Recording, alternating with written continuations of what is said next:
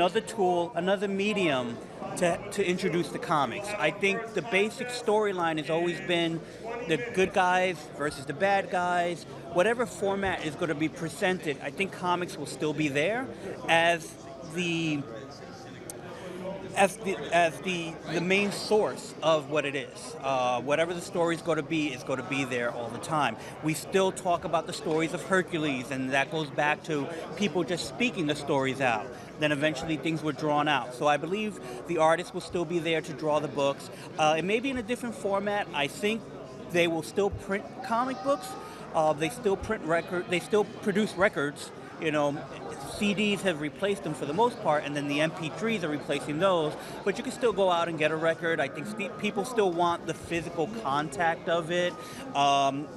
I've read a lot of comics on the computer, but sometimes you want to walk away from the computer screen, and I think people still want it. And we still have books, even though they said television will stop books. And no, Harry Potter sold so well.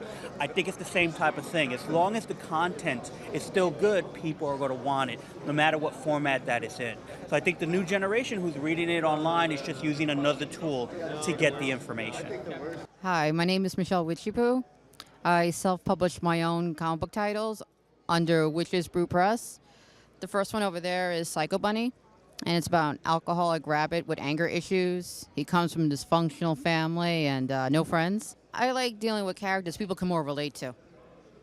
And he's also based on people I knew when I was growing up. I get an idea like hanging out with my friends, and I just observe like friends and strangers. And then I study their behavior, and sometimes you get ideas by just observing people. My name is Allison Braun, and my company is Goats and Glory. This is my comic, Psychoanalytic. It's basically like a young girl goes through events, but instead of showing the actual event, it's more based on what she's going through inside of her mind. So these are also some of the panels within the comic. And what I do is I just scan them and then put them in the book. So that's that. So that's basically my comic. It's all done with photo collage. It was, I basically wrote this journal when I was young, and it was just kind of psychoanalyzing myself. So then after that, I put it together in comic book form. We're here today at Bronx Heroes Con celebrating Free Comics Day. We love the whole idea that this day has been established to get people to enjoy comics, see what's new, bring them in, see if there's anything that they've missed or if there's new things that appeal to them, and also for all the new readers, whether they're young or old. We are what I call heroists. We believe in the cult of heroes. We believe in illustrated fiction and getting our stories out in print.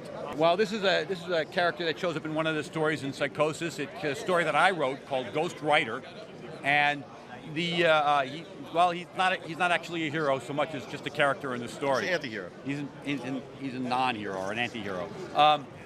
Psychosis is a series dedicated to fears of the 21st century. We take things that, it's a horror comic, but not in the traditional sense where it's just vampires and ghouls and goblins and things that go bump in the night. It's about things that truly affect us on a daily basis. It's about 21st century fears, and the whole thing about Psychosis is what we're trying to do is reach under the surface to the common fears of the everyday man and see if we can explore them and poke at them enough to actually scare you. The thing about horror comics is most of them don't scare people. What we're trying to do is make it personal, to get to those psychological fears that we all have.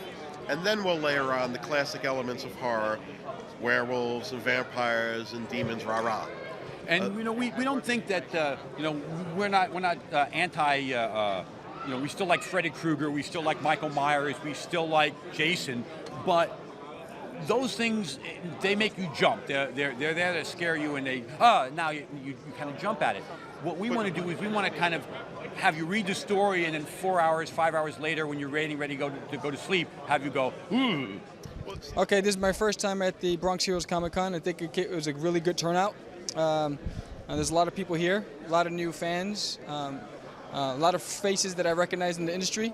It's a really cool event. It's something I'll do again next year. I've been at this Comic-Con just for a couple of minutes, and I can already see how fun it is. I mean, it's cool. There's all these vendors here that like they really enjoy their work. You know, it really inspires me.